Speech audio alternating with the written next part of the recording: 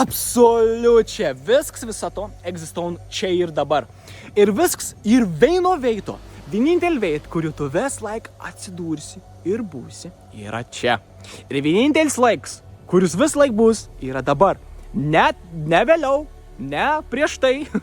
Dabar. Čia ir dabar. Viskas vyks čia ir dabar ir viskas skiriasi tiesiog dažniu. Dabar ir kiek daug skirtingų dalykų, skirtingų manifestacijų, skirtingų situacijų, skirtingų būtent tokių kaip tu, identiškų žmonių, kurie yra čia ir dabar, bet tik skiriasi dažniu. Ir tas ir, kai tu pakeiti tą dažnį kažkokį specifinį, sulygini su kažkokiu kitu, tu ir patiri tą realybę tada. Tu tampi tas žmogus, kuris egzistavo toj realybėje ant to dažnio. Tu tampi tas žmogus, kuris turi kažką, kuris jaučia kažką, kuris gal yra kitokioje aplinkoje, kuriam gal vietoj žiemos dabar ir pavasaris kažkodėl. Tu tampi tai, viskas egzistuoja čia ir dabar ir tik skiriasi dažnių, vibracinių dažnių. Kad tu pakeistum savo realybę, kai tu galim sakyti dabar kad tu, tarkim, išgydytum kokią nors ligą, kur tu tipo galbūt sergi, nes tu tiki, kad tu sergi, tu pakeiti savo dažnį, tiesiog pasirinkdams įtikėti į situaciją, kad tu nesi sergantis, tu esi sveiks žmogus ir tu pradedi gyventi tom, kad tu esi sveiks, tu jau tada pakeiti. Nes mes keičiamės milijardus kartų per sekundę paralelinėm realybėm. Ir ką esmė? Kad kai viskas vyks čia ir dabar, viskas skiriasi dažniu.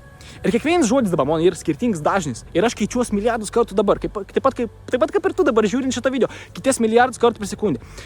Mūsų mintis viena yra viskas. Kita realybė. Ir dabar mes keičiamės taip kartų. Tai esmė tame, kad ką tu pagalvoji, ką tu nusprendi, ko tu įtiki, tas tamp tavo realybė ir tu jau peršoki į tą paralelinę realybę, kurią tu pagalvoji, kad aš esu sveiks žmogus ir aš viskas elgsiuos kaip sveiks. Gal tai skiriasi 5 atomais. Vis tiek, gal ta liga dar egzistuoja, skiriasi 5 atomais, bet mažiau negu prieš tai.